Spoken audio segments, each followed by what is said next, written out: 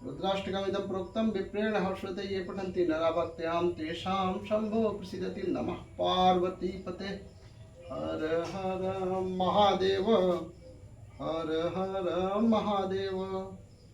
श्री शिवाय नमस्तुभ्यं, श्री शिवाय नमस्तुभ्यं, श्री शिवाय नमस्तुभ्यं।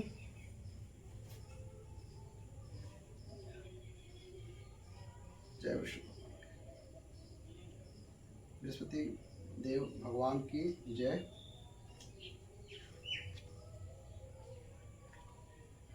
बृहस्पतिवार व्रत कथा।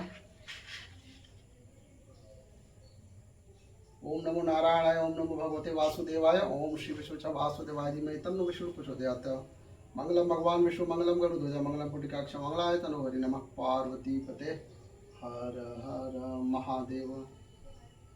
प्राचीन काल में एक बहुत ही निर्धन ब्राह्मण था। उसके कोई संतान नहीं थी। वह नित्य पूजा पाठ करता, परंतु उसकी स्त्री बहुत मलिनता के साथ रहती थी।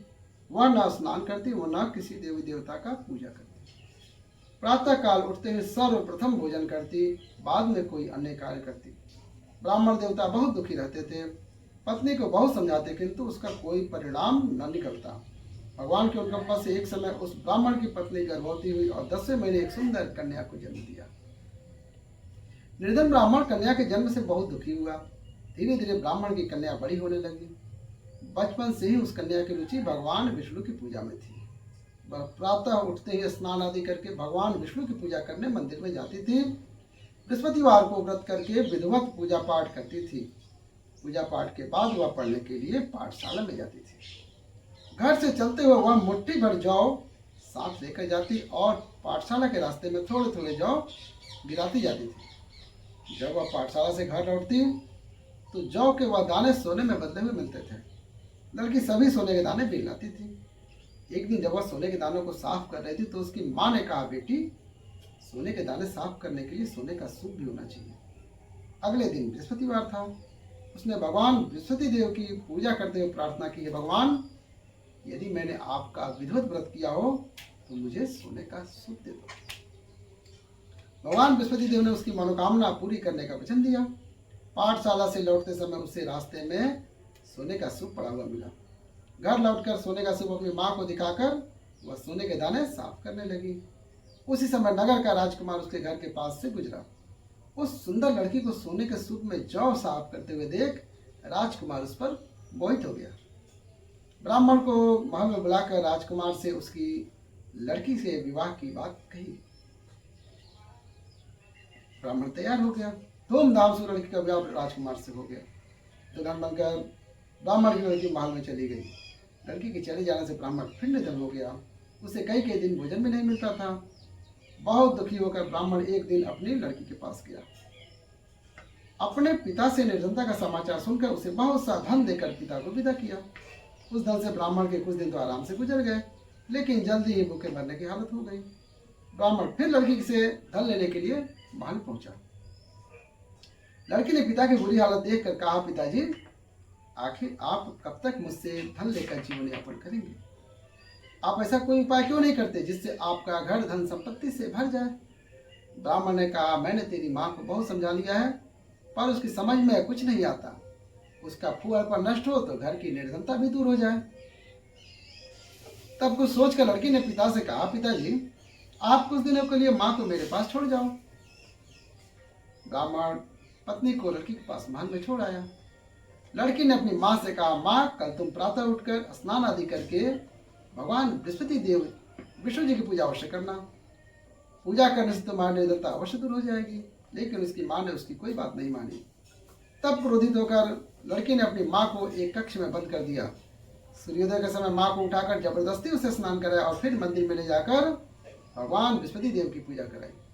कुछ दिनों तक ऐसा करने से माँ की बुद्धि में परिवर्तन हुआ और वह स्वयं बृहस्पतिवार का व्रत रखने लगी। उसके व्रत रखने से ब्राह्मण के घर में भगवान विष्णु की अनुकंपा से धन की वर्षा होने लगी। दोनों पति पत्नी धन संपत्ति पाकर आनंद पूर्वक जीवन यापन करते हुए विष्णु धाम को चले गए। लकड़हारा बने राजा ने उन साधु से भगवान बृहस्पति देव की कथा सुनकर बृहस्पतिवार का व्रत करके भगवान विष्णु की पूजा की। उस दिन से उसके सभी कलेश दूर हो गए। लेकिन अगले बृहस्पतिवार को कामकाज में अधिक व्यस्त रहने के कारण उसने भगवान बृहस्पति देव जी का व्रत नहीं किया। भगवान बृहस्पति देव लकड़हारे से क्रोधित हो गए और इसे भूल की सजा दी। उस दिन नगर के राजा ने नगर में घोषणा करके सबको सूचित किया, प्रत्येक नागरिक मेरे महल में भोजन करने आए, जो नहीं आएगा उसे अपराधी मानकर दंड दिया जाएगा। लकड़हार बने राजा ने उस नगर के राजा की घोषणा तो सुनी, लेकिन जंगल से लकड़ी काट कर लाने और उसे बेचने में देर हो जाने के कारण वह समय पर महल में भोजन करने नहीं जा सका। अतः राजा के सैनिक लकड़हारे को पकड़कर महल में ले गए। महल में भोजन करने एक कक्ष में बैठाकर राजा उसे भोजन कराया। उस कक्ष में खूंटी पर रानी का सोने का हार लटका हुआ था। लकड़हारा अकेला उस कक्ष में भोजन कर रहा था। तभी उसने एक आश्चर्यजनक घटना घटती देखी। देखते ही देखते वह खूंटी हार को निकल गई। थोड़ी देर के बाद राजा ने हार को गायब देखा तो लकड़हारे को कारावास में डलवा दिया। लकड़हारा मन ही मन में भाग्य को कोसने लगा। तभी उसे जंगल में मिले साधु का स्मरण हो आया। थोड़ी देर में भगवान बृहस्पति देव सन्यासी के रूप में उसके सामने प्रकट हुए और कहा, ये लकड़हारे, तूने भगवान बृहस्पति देव की पूजा नहीं की, इसी कारण तुम्हें कष्ट हुआ है। लेकिन अब चिंता मत करो, बृहस्पतिवार के दिन कारागार के दरवाजे पर तुम्हें कुछ पैसे पड़े हुए मिलेंगे। उन पैसों से भगवान बृहस्पति देव का व्रत करके उनकी पूजा करोगे तो तुम्हारे सब दुख नष्ट हो जाएंगे। बृहस्पतिवार के दिन दरवाजे पर पड़े मिले पैसों से चने और गुड़ मंगाकर लकड़हारे ने बृहस्पतिवार की कथा कही। तो भगवान बृहस्पति देव ने प्रसन्न होकर उस नगर के राजा को स्वप्न में लकड़हारे को कारागार से मुक्त करने को कहा। सुबह राजा ने अपने कक्ष में आकर देखा तो खूंटी पर रानी का हार टंगा हुआ था। राजा ने लकड़हारे को मुक्त कर दिया और उसे धन और आभूषण देकर विदा किया। लकड़हार बना राजा उस नगर से चलकर अपने नगर में पहुंचा तो उस नगर में कुएं, धर्मशाला, बाग बगीचे देखकर बहुत प्रसन्न हुआ। राजा ने किसी से पूछा, ये कुएं धर्मशालाएं किसने बनवाई हैं? सबने उसे बताया, ये सब रानी और उसकी दासी ने बनवाए हैं। राजा महल में पहुंचा तो रानी ने उसका भव्य स्वागत किया। तब राजा ने निश्चय किया, सप्ताह में एक बार तो सभी बृहस्पति देव का व्रत तथा पूजन करते हैं, परंतु राजा प्रतिदिन व्रत किया करेगा तथा दिन में 3 बार कथा कहा करेगा। अब राजा हर समय दुशाले में चने की दाल बांधे रहता तथा दिन में 3 बार बृहस्पति देव की कथा करता। कुछ दिनों के बाद राजा को अपनी बहन की याद आई। एक दिन घोड़े पर सवार होकर राजा अपनी बहन से मिलने चल दिया। अभी राजा नगर के बाहर पहुंचा ही था कि उसने कुछ लोगों को एक शव को ले जाते हुए देखा। राजा को स्मरण हो आया कि आज उसने किसी को बृहस्पतिवार की कथा नहीं सुनाई है। राजा ने उन लोगों को रोक कर कहा, भाइयों, आप शव को ले जाने से पहले मुझसे बृहस्पतिवार की कथा सुन लें। लोगों ने राजा पर क्रोधित होते हुए कहा, तुम पागल तो नहीं हो? लेकिन कुछ बड़े बूढ़े लोगों ने कहा, अच्छा भाई, साथ में चलते चलते तुम अपनी कथा भी सुना लो। राजा ने चलते हुए आधी कथा सुनाई थी, शव हिलने लगा। राजा की पूरी कथा सुनते ही शव उठकर बैठ गया। बोले बृहस्पति भगवान की जय। लोगों ने हैरानी से दांतों तले उंगली दबाई और अगले बृहस्पतिवार से भगवान बृहस्पति देव का व्रत करने तथा कथा सुनने का निश्चय कर लिया।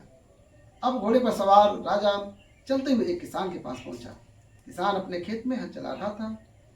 राजा ने कहा, अरे भाई, मुझसे बृहस्पतिवार की कथा सुन लो।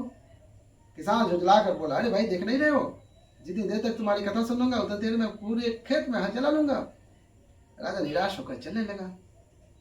तभी किसान के बैल लड़खड़ा कर जमीन पर गिर पड़े और किसान के पेट में जोर से दर्द होने लगा। किसान ने की पत्नी जब खाना लेकर आई तो उससे इसके बारे में पूछा। किसान ने घुड़सवार की पूरी कहानी सुना दी। उसकी पत्नी दौड़ते हुए राजा के पास पहुंची और बोली, भैया, मैं तुम्हारी कथा सुनने को तैयार हूं। राजा उसके खेत में जाकर बृहस्पतिवार की कथा सुनाई। कथा सुनने ही किसान का बैल खड़ा हो गया और उसके पेट का दर्द भी तुरंत ठीक हो गया। उसने राजा की बहुत प्रशंसा की और अगले बृहस्पतिवार से उसने भगवान का व्रत करने का निश्चय कर लिया। आगे चलते हुए राजा अभी आगे बढ़ा ही था कि वो अपने बहन के घर पहुंचा। सुबह उठकर देखा कि राजा के बहन के घर में सभी लोग भोजन कर रहे हैं। उसने अपनी बहन से पूछा, बहन क्या घर में ऐसा कोई व्यक्ति है जिसने सुबह सुबह भोजन नहीं किया हो? उसकी बहन ने बोली, भैया हमारे घर में तो क्या पूरे नगर में ऐसा कोई व्यक्ति नहीं मिलेगा जिसने सुबह सुबह भोजन नहीं किया हो। राजा बिना भोजन किए व्यक्ति की तलाश करने लगा। एक गणिनीय के घर में उसका बेटा बीमार होने के कारण भूखा रह गया था। उसने जाकर गणिनीय के बेटे को बृहस्पतिवार भगवान की कथा सुनाई। गणिनीय का बीमार बेटा बिल्कुल ठीक हो गया। लोगों ने बृहस्पतिवार भगवान की कथा सुनने का निश्चय कर लिया और अगले बृहस्पतिवार से गणिनीय ने भगवान का व्रत करने का निश्चय कर लिया। अब राजा अपनी बहन से पूछा, बहन अब हम अपने घर जाना चाहते हैं, तुम भी साथ चलो। राजा की बहन ने अपने सास से पूछा। सास ने ताने देते हुए कहा, बहू मायके जाना हो तो अकेली जाना, मेरे पोतों को नहीं ले जाना, क्योंकि तुम्हारे भाभी की कोई संतान नहीं है। कहीं तुम्हारी भाभी मेरे पोतों पर कोई जादू टोना न कर दे। बहन की सास की बातें सुनकर राजा अकेला ही अपने घर को महल को चला गया। महल पहुंचा तो उसकी पत्नी ने पूछा, आप तो अपनी बहन को लाने की बात कह कर गए थे, फिर पत्नी को क्यों नहीं लाए साथ में? उसने कहा, हमारे कोई संतान नहीं है, हमारे घर कोई आना पसंद नहीं करता। राजा की पत्नी रानी ने कहा, भगवान बृहस्पति देव ने हमें सब कुछ दिया है, अब भगवान बृहस्पति देव हमें संतान भी अवश्य देंगे। उसने भगवान बृहस्पति देव की पूजा करके प्रार्थना की। 1 सप्ताह बाद ही रानी गर्भवती हो गई और 9वें महीने रानी ने एक सुंदर पुत्र को जन्म दिया। बोले बृहस्पति देव भगवान की जय। ऐसे ही जीवन पर्यंत राजा रानी बृहस्पति देव भगवान का पूजा करते रहे और वैकुंठ धाम को चले गए। बृहस्पतिवार को विधिवत व्रत करके जो स्त्री पुरुष भगवान विष्णु भगवान की पूजा करते हैं, भगवान उनकी सभी मनोकामनाएं पूर्ण करते हैं। बोले बृहस्पतिदेव भगवान की जय।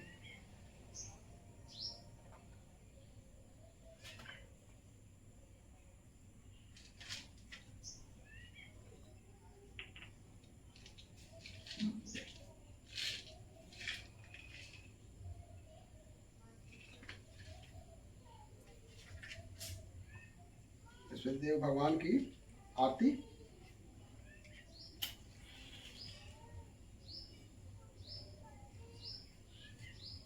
ओम जय बृहस्पति देवा, ओम जय बृहस्पति देवा, छिन छिन भोग लगाऊं कदली फल मेवा। ओम जय बृहस्पति देवा, तुम पूर्ण परमात्मा तुम अंतर्यामी, जगत पिता जगदीश्वर तुम सबके स्वामी। ओम जय बृहस्पति देवा। चरणामित निज निर्मल सब पातक हरता, सकल मनोरथ दायक कृपा करो भरता। ओम जय बृहस्पति देवा, तन मन धन अर्पण कर जो जन शरण पड़े, प्रभु प्रकट तब होकर आकर द्वार खड़े। ओम जय बृहस्पति देवा, दीन दयाल दयानिधि भक्तन हितकारी, पाप दोष सब हरता भव बंधन हारी। ओम जय बृहस्पति देवा।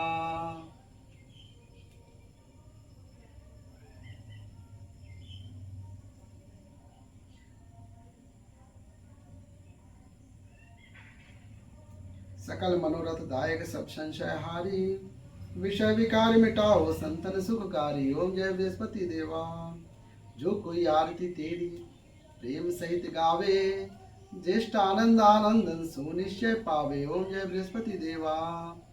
जय बृहस्पति देव भगवान की जय। नमः पार्वती पते हर हर महादेव। श्री शिवाय नमस्तुभ्यं। भगवान प्रभु महादेव सभी की मनोकामनाएं पूर्ण करें, सभी लोग स्वस्थ रहें, निरोगी रहें, सभी का कल्याण हो।